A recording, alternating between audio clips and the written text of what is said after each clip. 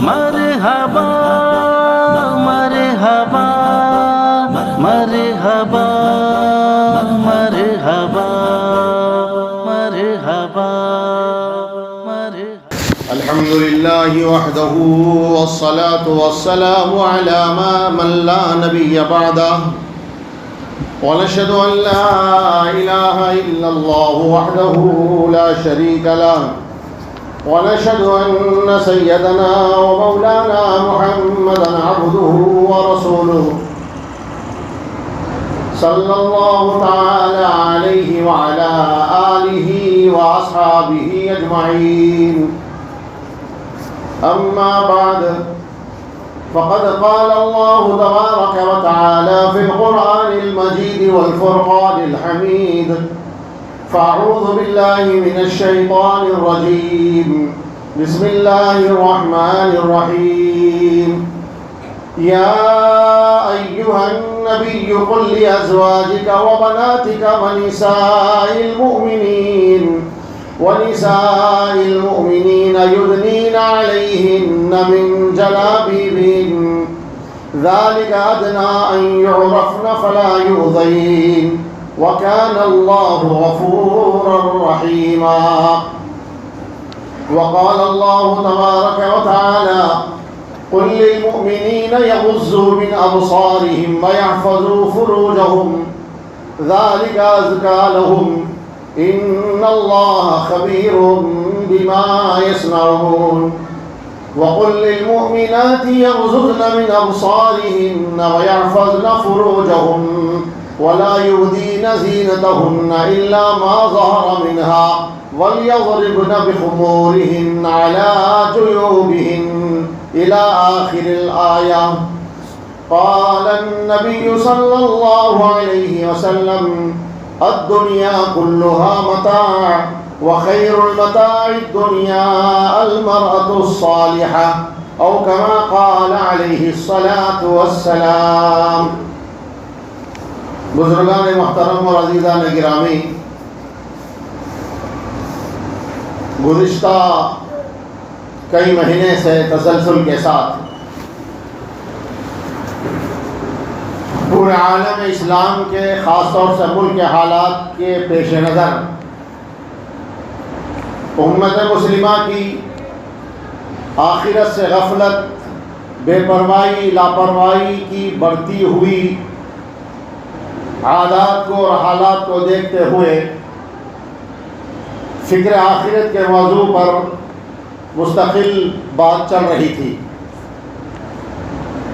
اور گزشتہ جمعہ اس موضوع کا اختتام ہوا اور توجہ دلائی گئی کہ موت سے پہلے، موت کے بعد کی زندگی کی تیاری، اس دنیا میں رہتے ہوئے آخرت جنت میں جانے اور جہنم سے بچنے کے لیے اعمال صالحہ کی فکر کرنا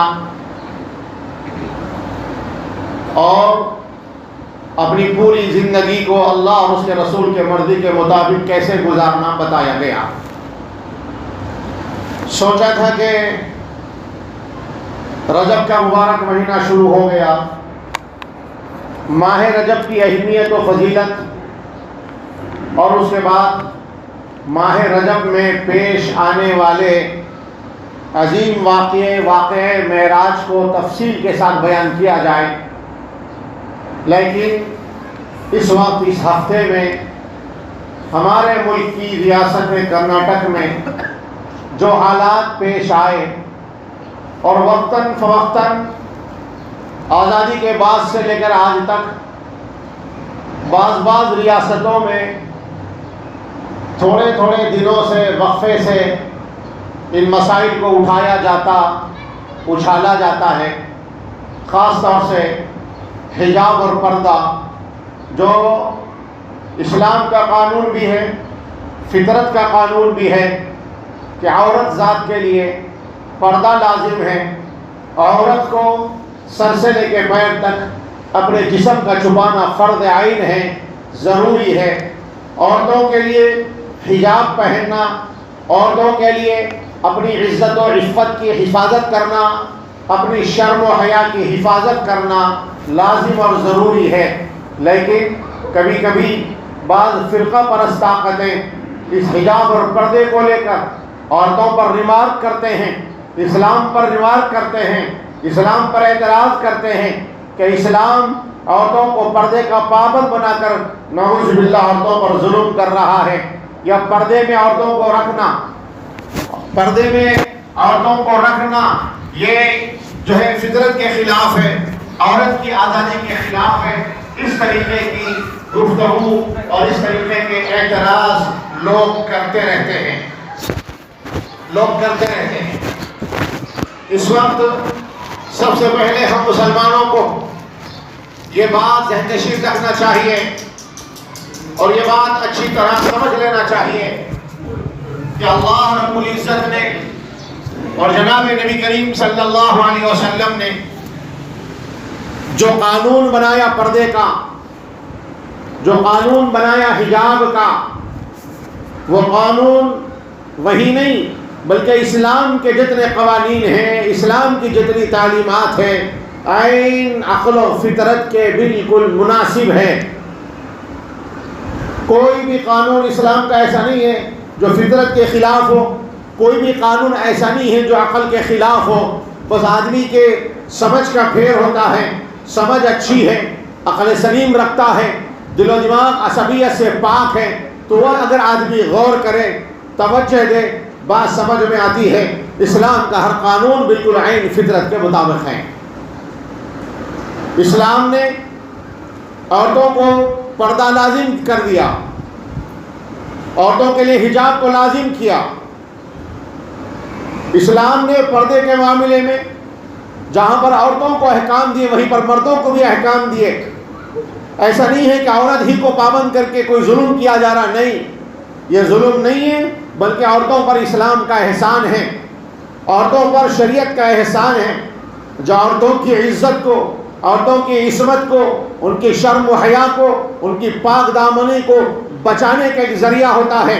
بری نظر رکھنے والے، گندی نظر رکھنے والے، گندے خیالات رکھنے والے، شہوت کی نظروں سے دیکھنے والوں کی نظروں سے بچانے کے لیے اللہ نے عورت کو پردے کا حکم دیا۔ اگر عورت کو پردے کا حکم نہیں دیا جاتا، عورت اگر چھپائی نہیں جاتی، عورت اپنے آپ کو حجاب پہ نہیں رکھتی، تو پتہ نہیں کتنی عورتیں درندوں کی درندگی کا شکار ہو جاتی، ہوس کی والی ہوس بھری نگاہوں کا شکار ہو جاتی ہے۔ یاد رکھیے اللہ نے عورت کو فطرتاً نازک بنایا، عورت اور مرد کے مقابلے میں اللہ نے عورت کو پرکشش بنایا، اور انسانوں کی فطرت میں یہ بات رکھی ہے کہ مرد آدمی عورت کی طرف مائل ہوتا ہے جب شعور آتا ہے، جب بالغ ہو جاتا ہے۔ بلوغت کے بعد فطرت کا تقاضا یہ ہے مرد آدمی عورت کی طرف راغب ہو، مرد کے اندر عورت کے بارے میں کشش ہو۔ اللہ نے رکھی ہے یہ کشش۔ اگر اللہ تعالیٰ مردوں کے اندر عورتوں سے کشش نہیں رکھتے، مردوں کے اندر عورتوں سے رغبت نہیں کرتے، تو پھر آدمی کسی عورت سے نکاح نہیں کرتا، عورتیں دنیا میں یوں ہی بیکار رہ جاتی، عورتوں کے ساتھ کوئی پیار محبت نہیں کرتا، عورتوں کی ازدواجی زندگی خوشگوار نہیں گزرتی۔ اس لیے اللہ تعالیٰ نے ہر مرد کے دل کے اندر عورت کے بارے میں کشش رکھی ہے۔ اب جب مرد کی فطرت میں ہے، مرد کے اندر اللہ نے یہ بات رکھی ہے، اس تقاضے کو رکھا ہے کہ وہ مرد عورتوں کی طرف کشش کی وجہ سے بڑھتا ہے، تو پھر اسلام نے اس کے حدود بھی متعین کر دیے اور یہ بتایا کہ عورتوں کی طرف کشش تو اللہ نے رکھی ہے لیکن اس کے غلط استعمال سے بھی روکا ہے، اور پردے کے احکام دے کر مردوں کو بھی کہہ دیا گیا تم اپنی نگاہوں کو نیچے رکھا کرو، نگاہوں کو نیچے رکھا کرو، تم عورتوں کی طرف مت دیکھا کرو۔ حدیث میں اللہ کے رسول نے منع فرمایا، نامحرم عورتوں کو دیکھنے سے روکا، نامحرم عورتوں پر نگاہ ڈالنے سے روکا، نامحرم عورتوں پر نگاہ ڈالنے کو منع کیا، اس کو حرام قرار دیا، ناجائز قرار دیا۔ جو بندہ نامحرم عورتوں پہ نگاہ ڈالتا ہے وہ اللہ کی رحمت سے دور کر دیا جاتا ہے، اللہ کا غضب اس کے اوپر نازل ہوتا ہے، اللہ کی اس کے فرشتوں کی لعنت اترتی ہے۔ حدیث پاک میں اللہ کے نبی نے فرمایا الناظر والمنظور الیہا ملعون، جو بندہ نامحرم عورتوں کو دیکھتا ہے اور جو نامحرم عورتیں بے پردہ ہو کر گھومتی پھرتی ہیں تاکہ دوسرے مرد انہیں دیکھیں. فرمایا ان کے اوپر پھٹکار ہے, ان کے اوپر لعنت ہے. اللہ کی بھی پھٹکار ہے, اللہ کے نبی کی پھٹکار ہے, فرشتوں کی لعنت ہے. اللہ اور اللہ کے رسول ایسے لوگوں کو دھتکار دیتے ہیں جو مرد دوسری عورتوں کو تانکتا جھانکتا ہے, جو مرد نامحرم عورتوں پہ نگاہ ڈالتا ہے, یا جو عورت اپنے آپ کو بنا سما کر بے پردہ لوگوں کے سامنے اپنے آپ کو پیش کرتی ہے, بے حجاب لوگوں کے سامنے آتی ہے, ایسی عورتوں پر لعنت برسائی گئی, ان کو ملعون قرار دیا گیا. الغرض میرے بھائیو, اسلام نے عورتوں پر پردے کو لازم کر کے عورتوں کی حفاظت کا انتظام کیا, عورتوں پر احسان کیا. دیکھیے, جو چیز جتنی زیادہ قیمتی ہوتی ہے اتنا زیادہ اس کو چھپایا جاتا ہے. اللہ رب العزت نے ساری کائنات میں عورت کو بڑا قیمتی بنایا. اسی لیے حدیث پاک میں اللہ کے رسول نے فرمایا الدنیا کلھا متاع وخیر المتاع الدنیا المرأة الصالحہ. فرمایا کہ دنیا سارا کا سارا یہ متاع ہے, اور دنیا میں سب سے بہترین متاع, دنیا کی سب سے بہترین چیز, دنیا کی سب سے اعلیٰ چیز, دنیا کی سب سے قیمتی چیز المرأة الصالحہ, نیک عورت ہے, پاکیزہ عورت ہے, پاک دامن عورت ہے, شریف عورت ہے, باحیا عورت ہے, باپردہ عورت ہے, باحجاب عورت دنیا کا سب سے بڑا قیمتی سرمایہ ہے. اسی لیے اللہ رب العزت نے قرآن کریم میں اپنے نبی کے ذریعے سے قیامت تک آنے والی عورتوں کو پردے میں رہنے کا حکم دیا. عورتوں کو پہلے تو یہ کہا گیا وَقَرْنَ فِي بُيُوتِكُنَّ وَلَا تَبَرَّجْنَ تَبَرُّجَ الْجَاهِلِيَّةِ الْأُولَىٰ. اے عورتوں, تم اپنے گھروں میں قرار پکڑو. وَقَرْنَ, قرار پکڑو. قرار پکڑنا کہتے ہیں ایک جگہ ٹک جانا, ایک جگہ بیٹھ جانا, کسی ایک جگہ رہ جانا, اس جگہ سے باہر نہیں نکلنا, اس دائرے سے باہر نہیں نکلنا. وَقَرْنَ فِي بُيُوتِكُنَّ, اے عورتوں تم اپنے گھروں میں قرار پکڑو, تم اپنے گھروں میں ٹکی رہو, تم اپنے گھر کے اندر رہا کرو, بلا ضرورت باہر مت نکلا کرو. زمانے جاہلیت کی طرح زیب و زینت کر کے, بنو و سنگار کر کے, آرائش و زیبائش کے ساتھ میں تم باہر مت نکلا کرو. اور وَلَا يُبْدِينَ زِينَتَهُنَّ, اپنے میک اپ کو, اپنی خوبصورتی کو, اپنے زیورات کو, اور اپنے جو ہے اپنے اندر جو اللہ نے تمہارے اندر جو پرکشش جذبات رکھے اس کو تم کسی اور پر ظاہر ہونے مت دو. جب عورتوں کو گھر کے اندر رہنے کا حکم دیا گیا, عورتوں کو, اس کا مطلب عورتوں کو پردے میں رکھنے کا حکم دیا گیا. کیوں گھر کے اندر رکھنا؟ آپ دیکھیں, کوئی آدمی گھر بناتا ہے, میٹیریل لاتے ہیں, گھر کا تعمیری کام ہو رہا, سیمنٹ لاتے ہیں, سیمنٹ بھی قیمت ہے اس کی بھی, باہر رکھی ہوتی ہے. اسٹیل لاتے ہیں, لوہا لاتے ہیں, باہر رہتا ہے. ریت اور کنکریٹ لاتے ہیں, باہر رہتا ہے. اگر آپ کوئی چیز وزنی چیز خرید کے لائیں تو باہر رکھتے ہیں. اگر آپ لوہا خرید کے لائیں گھر کے باہر, ریت خرید کے لائے گھر کے باہر, سیمنٹ خرید کے لائے گھر کے باہر رکھتے.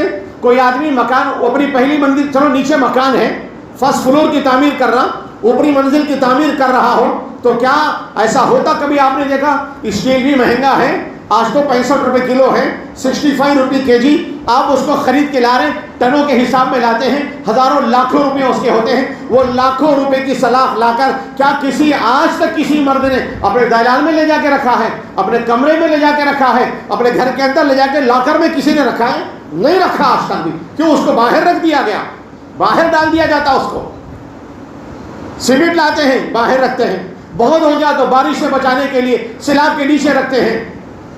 کنکریٹ لاتے ہیں, وہ بھی قیمتی ہوتا, پیسے دے کے لاتے ہیں, کوئی فری میں ملنے والی چیز نہیں, گھر کے باہر ڈالتے ہیں. لیکن اگر آپ اپنے آفس سے اپنی سیلری لے کے آئے, دکان سے شام میں اپنا غلہ اٹھا کے لائیں, آپ کے پاس پیسے ہیں, اماؤنٹ ہے, نوٹوں کی شکل میں ہے, کیا کبھی آج تک دیکھا آپ نے کسی دکاندار نے دکان سے غلہ اٹھایا؟ کسی ملازم سرکار نے یا کسی جو کمپنی میں جاب کرنے والے نے مہینے کے ختم پر یا مہینے کے شروع پر جب اس کی تنخواہ ملتی ہے, تنخواہ لے کر آیا, پیسے لایا, کسی نے کیا گھر کی چوکھٹ میں رکھا, کوئی دیوان خانے میں رکھتا ہے یا کوئی اپنے دالان پہ رکھتا ہے؟ ہرگز بھی نہیں رکھتا. پیسے قیمتی ہوتے ہیں, ان کو پرس میں رکھا جاتا ہے, ان کو لاکر میں رکھا جاتا ہے. بازار گئے, سونا خریدے آپ نے, سونا خریدا آپ نے, سونے کے زیورات خریدے یا سونے کا بسکٹ خریدا, کیا اس سونے کے بسکٹ کو لا کر بچوں کے ہاتھ میں دے دیا جاتا؟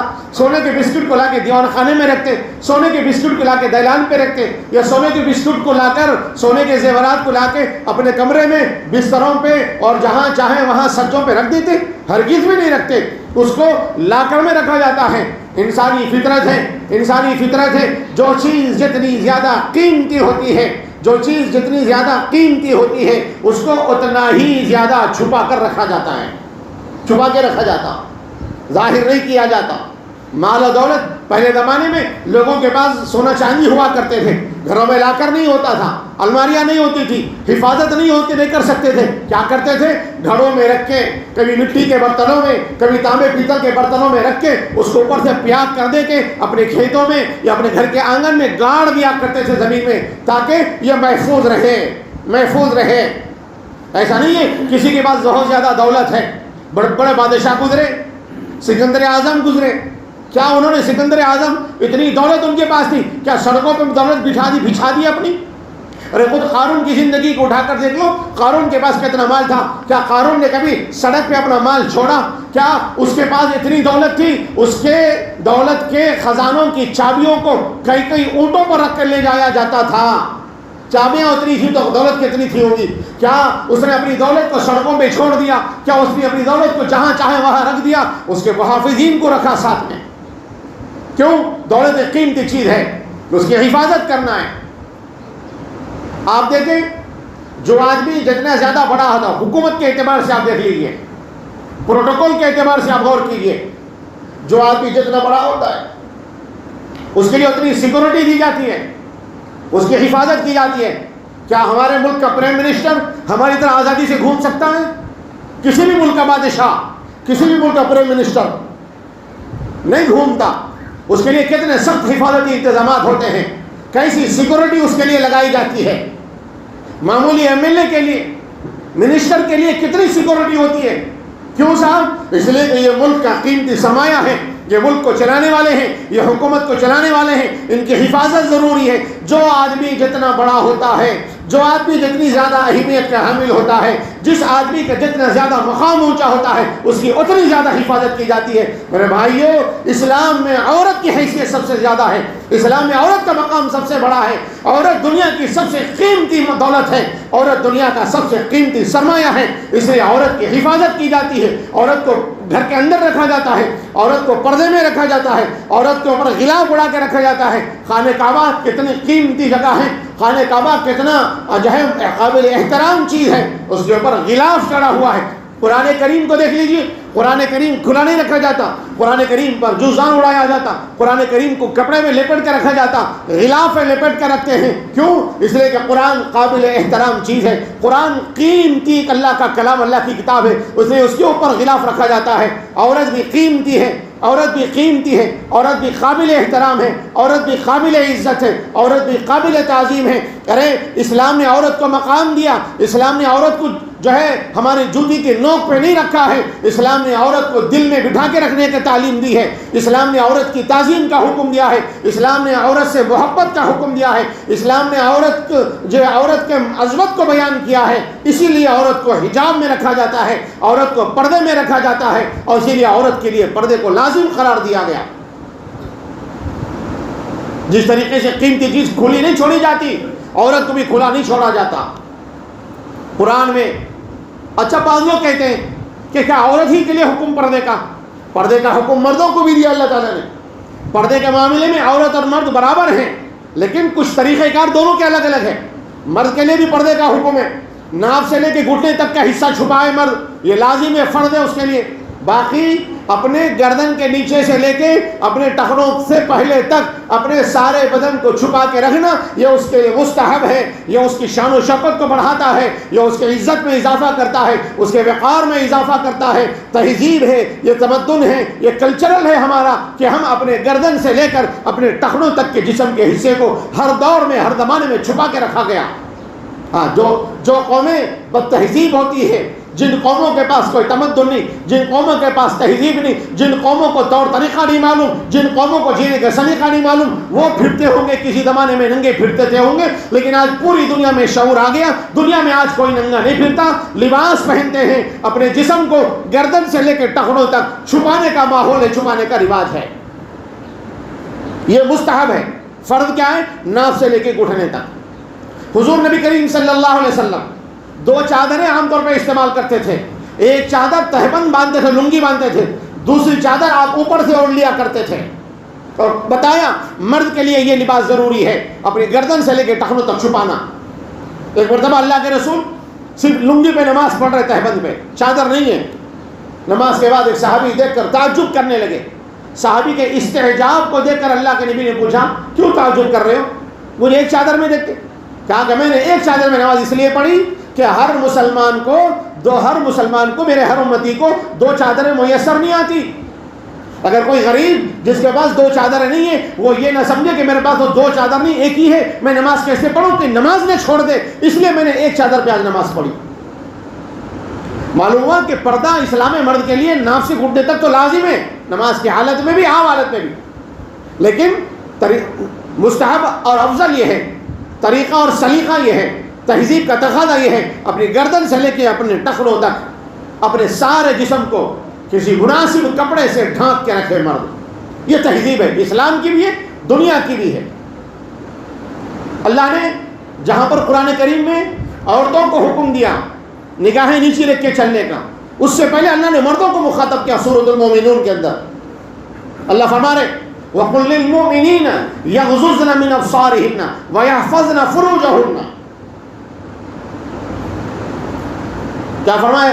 اے نبی جی آپ ایمان والوں مردوں سے کہہ دیجئے قُلْ لِلْمُؤْمِنِينَ يَغْضُضُّ مِنْ أَبْصَارِهِمْ وَيَحْفَظُوا فُرُوجَهُمْ۔ آپ ایمان والے مردوں سے کہہ دیجئے باہر نکلو تو اپنی نگاہوں کو نیچی رکھو، راستہ چلو تو نگاہوں کو نیچی رکھو۔ پہلے مرد کو تعلیم دی، نگاہیں کسی نامحرم پہ نہیں پڑنا، کسی عورت کے اوپر نگاہ نہیں ڈالنا، چاہے اپنی ہو یا غیر کی ہو، چاہے مسلمان ہو یا غیر مسلم ہو، کسی بھی نامحرم عورت پر نگاہ نہیں ڈالنا۔ راستہ چلو یا کہیں پر بازار میں ہو، دکان میں ہو، شاپنگ مال میں ہو، کسی بھی جگہ پر ہو، تم اپنی نگاہوں کو جھکا کے رکھنا، یہ ایمان کا تقاضا ہے تمہارے۔ کس کو حکم ہے پردے کا؟ مردوں کو حکم ہے۔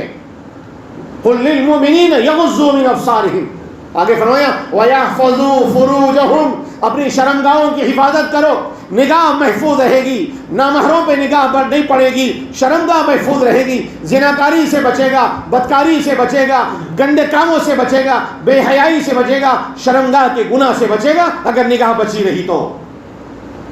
اگر نگاہ نہیں بچی، نگاہ محفوظ نہیں ہے، پھر ساری برائیاں پھر ہو جاتی ہے۔ اسی آیت کے بعد میں دوسری آیت میں اللہ تعالیٰ عورتوں سے مخاطب ہو رہے ہیں۔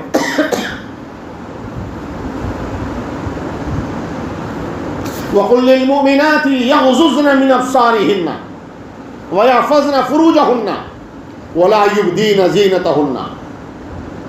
اللہ فرما رہے اے نبی جی آپ کہہ دیجئے، امت کی عورتوں سے کہہ دیجئے، مومنات سے کہہ دیجئے، اپنی نگاہوں کو جھکا کے رکھا کریں، نظروں کو نیچی رکھا کریں، اپنی شرمگاہوں کی حفاظت کریں، اپنے زینت کی چیزوں کو، اپنے میک اپ کو، اپنے چہروں کو چھپا کے رکھا کریں۔ اور آگے فرمایا اپنے گریباں پر، اپنے سینے پر دوپٹہ ڈال لیا کریں۔ اسی آیت میں آگے اللہ فرما رہے اپنے گریباں پہ، گلے پہ، سینے پہ دوپٹہ ڈال کے رکھا کریں، عورتوں کے لیے یہ حکم ہے۔ اور 22 بارے میں اللہ اب نبی کو مخاطب ہو کے فرما رہے یا ایھا النبی قل لازواجک وبناتک ونساء المؤمنین یدنین علیہن من جلابیبہن۔ اے نبی آپ اپنی عورتوں سے، اپنی بیویوں سے کہہ دیجئے، اپنی بیویوں سے کہہ دیجئے، اپنی بیٹیوں سے کہہ دیجئے، وبناتک، اپنی بیٹیوں سے کہہ دیجئے، ونساء المؤمنین، اور سارے ایمان والوں کی عورتوں سے یہ بات کہہ دیجئے، بتا دیجئے کیا؟ اپنے آپ کو پردے میں رکھا کریں۔ یدنین علیہن من جلابیبہن، اپنے اوپر چادر اوڑھ لیا کریں، اپنے اوپر چادر ڈال لیا کریں۔ وہ چادر بھی کیسی؟ حضرات مفسرین فرماتے ہیں یہ آیت برقع اور حجاب کے لزوم کے بارے میں نازل ہوئی، برقع اور حجاب کے فرضیت کے بارے میں یہ آیت نازل ہوئی۔ اما جان بی بی عائشہ صدیقہ رضی اللہ تعالیٰ عنہ فرماتی ہیں ہم لوگ سر سے لے کے اس آیت کے اترنے کے بعد ہم لوگ سر سے لے کے پیر تک چادر کو اس طرح اڑا کرتے تھے، ہم کو دیکھ کر کوئی ایک دوسرے کو ہم پہچان نہیں سکتے تھے۔ عورتیں بھی جب چادر میں ہوتی تھی، دو چار عورتیں جمع ہو جائیں، دو چار عورتیں کسی دوسری عورت کو اس چادر میں دیکھ کر پہچان نہیں سکتے یہ عورت کون ہے۔ جب تک ہم ایک دوسرے سے بات نہیں کر لیتے، جب آواز نہیں سن لیتے، ہم اپنی ایک دوسرے کی آواز سے پہچان لیتے کہ یہ فلانا فلانا فلانا ہے۔ اس بات سے معلوم ہوا اسلام نے ایسے برقعے کی تعلیم دی ہے جس برقعے کی وجہ سے عورت کی پہچان ختم ہو جائے، کوئی پہچاننا نہیں عورت کو یہ کون ہے، کس کی گھر کی ہے۔ برقعہ بھی ایسا ہو اس کے اوپر کسی کی نگاہ نہ ٹکے، کالا برقعہ، سیدھا سادہ بالکل سمپل، یہ اسلام کی تعلیم ہے۔ بھڑکیلے برقعے پہننا، نمائش کے برقعے پہننا، کلر کے برقعے پہننا، ڈیزائن کے برقعے پہننا، علماء ناجائز لکھا، گناہگار ہوگی ایسی عورت اگر کسی مرد کی نظر پڑے اس کی نیت خراب ہو جائے، کسی مرد کی نظر پڑے اس کے دل میں کوئی برا خیال آ جائے تو یہ برقع، یہ حجاب جو اس کی عزت و عفت کی اب تک حفاظت کرنے کے لیے بنایا گیا تھا، یہ اس کی عفت و عظمت کو داغدار کر دیتا ہے، دوسرے مردوں کو گناہوں میں ڈال دیتا ہے۔ برقع بھی سیدھا سادہ ہو۔ الغرض میرے بھائیوں، قرآن کریم کی ان آیتوں میں اللہ تعالیٰ نے حجاب کے احکام کو بتایا۔ کئی حدیثیں ملیں گی جس میں اللہ کے رسول نے عورتوں کو پردے میں رہنے کا حکم دیا۔ یہ اسلام نے عورتوں کو جو پردے میں رکھا، جو حجاب کو لازم کیا، یہ ظلم نہیں، احسان ہے عورتوں پر، احسان ہے۔ اچھا ایک بات یہ کہ آج یہ فرقہ پرست اتنا واویلا مچا رہے ہیں، اتنے ہنگامہ برپا کر رہے ہیں، ان کو خود اپنے مذہب کے بارے میں نہیں معلوم، ان کے اپنے مذہب میں کتنی تعلیمات ہے پردے کی، ان کے اپنی کتابوں کے اندر جو ہے حجاب کے اہتمام کتنا ہے ان کو بھی نہیں پتا ہے۔ دوسرے مذاہب کے اندر بھی حجاب کے احکام ہے، ان کو بھی حجاب کی پابندی کی بات کہی گئی، بتائی گئی۔ دنیا کے تمام مذاہب ہمیشہ اس کی رعایت کرتے رہے۔ آپ دیکھیں ہندو مذہب میں سیتا جی کو ایک آئیڈیل مانا جاتا ہے۔ سیتا ان کے پاس ایک مقدس عورت مانی جاتی ہے، بزرگ عورت مانی جاتی ہے، قابل احترام قابل محبت عورت مانی جاتی ہے۔ بعض لوگ اس کو تو دیوی کہتے ہیں۔ تو انہوں نے جب ایک مرتبہ دشمنوں کے نرغے میں آ گئے، دشمنوں نے ان کو گھیر لیا، تو دشمنوں کے بیچ میں رہ کر اپنی عفت و عصمت کی حفاظت کی اور اپنی آبرو پر کبھی کوئی دھبا لگنے نہیں دیا۔ ان کی کتابوں میں لکھا ہے دشمنوں کے بیچ میں رہ کر اپنی عفت و عصمت کی حفاظت کی۔ اور سیتا جی کے بارے میں ان کی اپنی مذہبی کتابوں میں یہ بات بھی لکھی ہوئی ہے کہ جب شری رام جی جو بڑا مانتے ہیں انہوں رام کو، جب وہ شری رام جو ہے اپنے گویا بھائی لکشمن نے ان کو کہا تھا کہ وہ جو ہے سیتا جی کا چہرہ پہچان کر ان کو بچا لے، ان کے بھائی لکشمن نے ان کو بھیجا تھا کہ جا کر تم دشمنوں کے نرغے سے سیتا کو نکال کر لاؤ، سیتا کو بچا کے لاؤ، اپنی بھابھی کو بچا کے لاؤ۔ اب کیسے پہچاننا؟ ان کے چہرے کو دیکھ کے پہچان لو۔ تو اس وقت انہوں نے کہا میں نے کبھی اپنی بھاوج کے قدموں کے اوپر کا حصہ نہیں دیکھا تو میں کیسے پہچانوں؟ اندازہ لگائیے، آپ اندازہ لگائیے، میں نے کبھی اپنی بھاوج کے قدموں کے اوپر کا حصہ نہیں دیکھا تو ان کو کیسے پہچانوں؟ میں نے کبھی چہرہ نہیں دیکھا۔ پھر آخر انہوں نے سیتا جی کے پازیب کو، پیروں میں جو چین پہنتے تھے، پیروں کو دیکھا کہ یہ چین میری بھابھی کے ہیں، چینوں کو دیکھ کے پہچان کر ان کو اٹھا کے لائے، ان کو بچا کے لائے۔ عام طور پر آپ دیکھیں غیر مسلموں میں دیوی دیوتاؤں کا تصور ہے، دیوتائیں جو بناتے ہیں انہوں، عورت دیوی جو ہوتی ہے ان کی، عورت دیوی کے اوپر پردہ ہوتا ہے، عورت دیوی کے سر پہ دوپٹہ بناتے ہیں، وہ لوگ بھی اسٹیچو بناتے ہیں، مورتیاں بناتے ہیں، ان کی مورتیوں کو بھی دیکھ لیجئے آپ۔ اسی دسہرے کے ٹائم پر جو دیوی بٹھائی جاتی اس کے اوپر بھی گھونگھٹ ڈالا جاتا ہے۔ کیوں ڈالا جا رہا اس کی سر پہ گھونگھٹ؟ ان کے اپنے مذہب کے اندر بھی پردے کی اہمیت ہے، اور بہت جگہوں پر یہ گھونگھٹ آج جو ہے اتنا بڑا بھی ہوتا ہے کہ خود بعض بڑے خاندان والے برہمنوں کے اندر بھی اور غیر مسلموں کے اندر جو بڑی ذات کے لوگ ہوتے ہیں، آج بھی ان کی عورتیں پردہ کرتی ہے، ساڑی اوڑھتی ہے، ساڑی کا پلو اتنا نیچا کرتی ہے سینے تک آتا ہے، ان کا بھی چہرہ چھپا ہوتا ہے، سینہ ڈھکا ہوا ہوتا ہے، ان کے پاس بھی ہے۔ چنانچہ رگ وید کے اندر یہ جملے لکھے ہوئے ہیں کہ چونکہ برہم یعنی خدا نے تمہیں عورت بنایا ہے اس لیے اپنی نظریں نیچی رکھو، اوپر نہیں۔ یہ حکم خدا کا قرآن میں بھی ہے ہمارے لیے۔ تو وہ لوگ لکھتے ہیں، ان کی کتاب میں رگ وید کے اندر لکھا ہوا ہے کہ خدا نے تمہیں عورت بنایا ہے اس لیے اپنی نظریں نیچی رکھو، اوپر نہیں، اپنے پیروں کو سمیٹے ہوئے رکھو اور ایسا لباس پہنو کہ کوئی تمہارا جسم نہ دیکھ سکے۔ رگ وید صفحہ نمبر 8، صفحہ نمبر 19 اور صفحہ نمبر 33 پہ یہ بات لکھی ہوئی ہے۔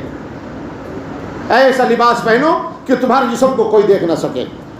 تورات کی تعلیمات کو آپ دیکھیں گے، تورات جس کو یہودی مانتے ہیں، تورات کی تعلیمات کے اندر بھی عورتوں کے لیے پردے کا حکم تھا۔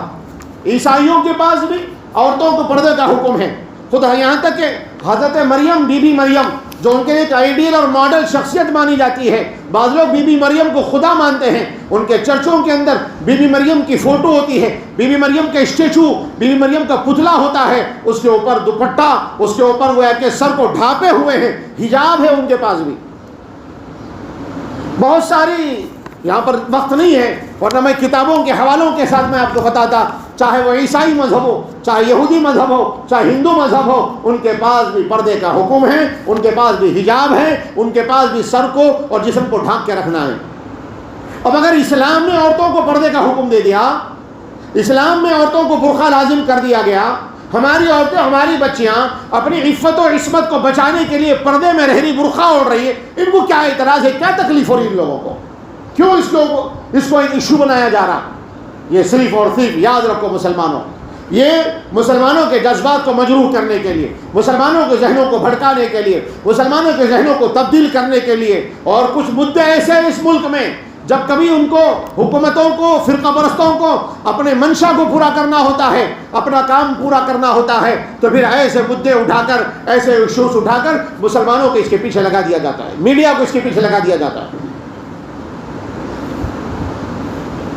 خیر، ایسے حالات تو پہلے بھی آتے رہیں گے۔ ان حالات میں جہاں پر اب ایک ریاست نے شروع کیا، دوسری ریاستیں بھی شروع کرے گی، دوسری حکومتیں بھی شروع کرے گی کہ اسکولوں میں، کالج میں مسلمان بچیاں برقع پہن کے نہیں آنا، مسلمان بچے حجاب پہ نہیں آنا ہوگا۔ ایسے حالات میں کچھ ہماری بھی ذمہ داریاں ہیں۔ سب سے پہلی ذمہ داری یہ کہ ہمارے نزدیک تعلیم کی اہمیت ہے ضرور، لیکن تعلیم سے زیادہ ایمان کی اہمیت ہے۔ صحابہ نے کیا فرمایا؟ تعلمنا الایمان ثم تعلمنا القرآن، ہم نے پہلے ایمان سیکھا، بعد میں قرآن سیکھا۔ پہلے ایمان سیکھا، بعد میں قرآن سیکھا۔ پہلے ایمان ہے، اصل میں ایمان کا تقاضا ہے اللہ کے حکم کو مانا جائے، ایمان کا تقاضا ہے شریعت پر چلا جائے۔ اور اللہ کا حکم کیا ہے؟ عورتوں کو پردے میں رہنا۔ نبی کی شریعت کیا کہتی؟ عورت حجاب میں رہنا، برقعے میں رہنا، پردے میں رہنا، اپنے سر کو اور اپنے جسم کو ڈھانپ کے رکھنا۔ اور آج کے اس پرفتن دور میں چہروں کو ڈھانپنا بھی ضروری ہے، اس لیے کہ چہرہ ہی اصل فتنے کی جڑ، جس سے عورت کی خوبصورتی ظاہر ہوتی ہے، وہی چہرہ ہی زیادہ عورت کے بدن میں پرکشش ہوتا ہے۔ چہرے کو بھی پردے میں، حجاب میں رکھنا، برقعے میں رکھنا ہے۔ ہماری ذمہ داری ہے اپنی گھر کی بچیوں کو ابتدا ہی سے شروع ہی سے برقعے کا پابند بنانا۔ بچیاں ایس ایس سی پڑھ رہی، انٹر کر رہی، لیکن ہمارے پاس برقعے کا ماحول نہیں گھروں میں آج بھی۔ اسکولوں میں برقعے پر پابندی ہے، جیسے ہمارے پاس ہے اسکول میں 7ویں جماعت سے 10ویں جماعت تک برقع لازم، برقع بھی سب کا ایک جیسا رہے گا، سیدھا سادہ سمپل سا، لیکن گھروں میں ماحول نہیں ہے۔ اسکول کو تو برقع پہن کے آ رہے، فنکشنوں میں بغیر برقعے کے جا رہے، شاپنگ کو بغیر برقعے کے جا رہے۔ یاد رکھ لو، بچی بڑی ہو گئی، اس کو حجاب اور برقع لازم ہے۔ چھوٹے جب سے بچیوں کو فل لباس پہنانا، بچپن ہی سے ان کو اسکارف کی عادت ڈلوانا، ان کے بال بھی کسی کو نظر نہ آئے، شروع سے عادت ڈالنا، تاکہ بڑے ہو کر بچیاں اس کو اپنے اوپر لازم کر لیں۔ تو سب سے پہلے اپنے گھر کی بچیوں کو برقعے کا عادی بنانا، دوسرے اپنے بچیوں کے لیے ایسے اسکول اور کالج کا انتخاب کرنا جہاں پر ہمارے بچیوں کو برقعے پر کوئی پابندی نہ لگے، بلکہ ان ملک کے موجودہ حالات میں ہمارے اکابر علماء یہ کہہ رہے ہیں کہ مسلمانوں کو چاہیے اپنی بچیوں کی حفاظت کے واسطے، اپنی بچیوں کے حجاب کی حفاظت کے واسطے، اپنے بچیوں کے پردے کے تحفظ کے واسطے، ان کے عزت و ناموس کو بچانے کے لیے مسلمان خود اپنے اسکول اور کالجز ایسے کھولیں جہاں پر ہماری بچیاں پورے پرامن طریقے پر، پورے تحفظ کے ساتھ اپنے عصمت کی، شرم کی، حیا کی حفاظت کرتے ہوئے پورے پردے میں رہ کر تعلیم حاصل کر سکیں۔ الحمدللہ ہماری ملک کی تنظیم جمعیت علماء کہ ملک کے کئی علاقوں میں ایسے اسکول چلا رہی ہے۔ اور ابھی جو کرناٹک کا واقعہ پیش آیا، اس واقعے کے بعد کانپور کی جمعیت علماء نے یہ اعلان کر دیا کہ ہم مسکان خان کے نام پر ایک گرلز کالج شروع کریں گے کانپور کے اندر جمعیت علماء کے پلیٹ فارم سے، اور اس کالج میں مکمل حجاب کے ساتھ ہم تعلیم دیں گے۔ ضرورت ہے اپنے بچیوں کو پہلے ہم باحجاب بنائیں، دوسرا ان کے لیے ایسے اسکول کا، ایسے کالج کا انتخاب کریں جہاں وہ پورے آزادی کے ساتھ میں اپنے اسلامی اور شریعت کے احکام کو ملحوظ نظر رکھتے ہوئے پورے حجاب اور برقعے کا اہتمام کر سکیں۔ تیسری بات، بلکہ اہم بات یہ ہے، سب سے پہلے اپنے بچیوں کو یہ سکھائیں کہ ایمان ضرور پہلے ترجیح کے قابل ہے، فرسٹ ایمان کو ترجیح دینا چاہیے، بعد میں تعلیم ہے۔ یاد رکھو، تعلیم کے ذریعے سے ٹھیک ہے فائدہ ہوگا، اور بچیوں کو ان کی گود میں پلنے والی نسلیں تعلیم یافتہ ہوں گی، اس سے جہالت دور ہوگی۔ لیکن اگر عورت بے حجاب ہوگی، عورت بے پردہ ہو گئی، نسلوں میں شرم و حیا باقی نہیں رہے گی، نسلوں میں شرم و حیا باقی نہیں رہے گی۔ عورت کو اسی لیے پردے میں رکھا جاتا ہے، عورت کے پردے کا اثر اس کی اولاد پہ پڑتا ہے، مرد پہ بھی اور جو ہے عورت پہ بھی، چاہے مرد بچہ ہو عورت بچی ہو، اس کے اوپر ماں کی شرم و حیا کا اثر ضرور پڑتا ہے۔ جو مائیں پردہ کرتی ہے ان کے بچے دیندار بنتے ہیں، جو مائیں بے پردہ ہوتی، بے حیا ہوتی ہے، ان کا بچہ بھی بے حیا، بچی بھی بے حیا ہوتی ہے۔ اس لیے فکر کرنا ہے اپنے گھر کی عورتوں کو پردے کی عادت ڈلوانا، ان کے سامنے پردے کی اہمیت کو بتانا۔ اب تو یہ حالات میں اپنی بچیاں جو بڑی ہوگی ان کو بٹھا کے کبھی تو سکھائیں پردہ کتنا ہے، کس قدر کرنا ہے، کیسے کرنا ہے۔ گھر میں بھی ہے تو دوپٹہ اوڑھ کے رہنا، اسکارف اوڑھ کے رہنا، کسی نامحرم کے سامنے نہیں جانا، گھر سے باہر نہیں نکلنا، اسکول اور کالج میں بھی پردہ کرنا، ہم ترغیب دینا، اور ہماری جو بچیاں اسکولوں میں کالجوں میں پڑھ رہی ان بچیوں کے ہمت اور حوصلوں کو بلند کرنا، اپنی بچیوں کو بولڈ بناؤ، اپنی بچیوں کو مضبوط کرو۔ یہ حالات اور بڑھیں گے، حالات آئیں گے، فرقہ پرستی بڑھ رہی ملک میں، گندی ذہنیت بڑھتی جا رہی، اور خود ہماری بچیاں ہمارے مسلمان بچوں سے محفوظ نہیں ہیں، غیروں سے کیا محفوظ رہیں گے؟ یہ ہماری ذمہ داری ہے، ان بچیوں کو بچپن سے برقعے کا عادی بنانا ہے، دوسرے ان کو مضبوط کرنا ہے۔ حالات آئیں تو حالات سے ڈرنا نہیں، اور یہ دماغ میں بٹھا دینا بیٹا تو عورت بچی ہے، تو اپنی عفت کی حفاظت کرنا۔ ہمارے اللہ نے ہمیں تعلیم دی، اسلام نے تعلیم دی، قرآن نے تعلیم دی، اپنی عفت کی حفاظت کرنا، جان دے دینا، جان چلی جائے پروانی، ایمان اور عزت دونوں لٹنے کبھی نہیں دینا، ایمان اور عزت کبھی لٹنے نہیں دینا، ان دونوں کی حفاظت کرنا۔ ہمارے نبی تو غیروں کی بچیوں کی بھی حفاظت کر کے بتائے اور تعلیم دی، بیٹی اپنی ہو یا غیر کی، اس کے پردے کی حفاظت کرنا ہر مسلمان کی ذمہ داری ہے۔ حالات آئیں گے، کرناٹک میں جیسے اڑپی میں جیسے حالات پیدا ہوئے اور بھی پیدا ہو سکتے ہیں۔ آج ضرورت ہے ہر گھر کی بچی کو مسکان خان بننا پڑے گا۔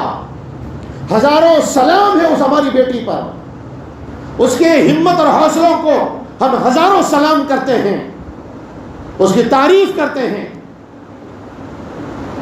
یہ کیا جذبہ تھا؟ وہ ایمانی جذبہ تھا جو سینکڑوں درندوں کے بیچ میں، سینکڑوں کتوں کے بیچ میں، سینکڑوں بھیڑیوں کے بیچ میں ایک اکیلی شیرنی چنگاڑ رہی تھی اور نعرے تکبیر اللہ اکبر کی صدائیں لگا رہی تھی۔ میرے بھائیوں، یہ ہمت کہاں سے پیدا ہوئی؟ اچھے لوگ ڈر جاتے ہیں، ایسے وقت میں مرد آدمی بھی اپنے اوساں خطا کر بیٹھتا ہے، پیروں کے نیچے سے زمین نکل جاتی ہے، ہمت ہار بیٹھتا ہے آدمی۔ کتنے لنچنگ کے واقعات پیش آئے، کتنے ہمارے مسلمان بھائیوں نے جام شہادت نوش کر لیا، لیکن سلام ہے اس مسکان خان کو جس نے کتنی ہمت اور حوصلے کے ساتھ مقابلہ کیا. اس وقت میں زبان کے اوپر اللہ کی کبریائی اور بڑائی گویا اس نے توحید کا اعلان کر دیا. موت کے سائے میں دشمنوں کے بیچ میں کلمہ حق کا کہنا یہی تو اصل جہاد ہے اسلام میں. یہی تو اصل جہاد ہے. ظالموں کے درمیان کھڑے ہو کر نعرے تکبیر لگانا. اللہ اس بچی کی حفاظت فرمائے. اللہ اس کو اور اس کے خاندان کو سلامتی عطا کرے. اللہ ہر طریقے سے پوری زندگی اس کی نسلوں کی حفاظت کرے. آج ہر گھر میں ایسی بچیوں کو پیدا کرنا ضروری ہے. ان کو بنانا ضروری ہے اپنے گھر کی بچیوں کو, تاکہ کچھ بھی ہو جائے بیٹا جان دے دینا مگر پردے کی حفاظت کر لینا. جان دے دینا, اپنی عزت و آبرو میں کبھی دھبا نہیں آنے دینا. یہ تعلیم دینا اپنی بچیوں کے لیے ضروری ہے, ہماری ذمہ داری ہے. الغرض میرے بھائیوں, ایسے حالات آتے رہیں گے, حالات سے گھبرانا نہیں چاہیے. ان حالات میں اللہ سے رجوع ہونا, اللہ سے تعلق کو جوڑنا, دعاؤں کا اہتمام کرنا, اپنی اور اپنے نسلوں کے ایمان کی, ان کے پردے کی, ان کے عزت و آبرو کی حفاظت کے لیے کیا کیا تدبیریں کر سکتے ہیں, قانون کے دائرے میں رہ کر وہ ساری تدبیروں کو اختیار کرنے کی کوشش کرنا. اللہ سے دعا ہے اللہ تعالیٰ مجھے اور آپ کو ان ٹوٹی پھوٹی باتوں کو سمجھنے کی, عمل کرنے کی توفیق عطا فرمائے. ہماری ہر ماں بہن کی اس ملک میں نہیں ساری دنیا میں, ساری کائنات میں اللہ حفاظت فرمائے. بلکہ ہر ماں بہن کی, چاہے کسی بھی مذہب کی ماننے والی ہو, عورت ہوتی ہے, بیٹی ہوتی ہے, بہن ہوتی ہے, بہو ہوتی ہے, اللہ سب کی حفاظت فرمائے. اللہ اس دعاؤں کو ہمارے قبول فرمائے. آمین. وآخر دعوانا الحمدللہ رب العالمین. سنت ادا کر لیجیے.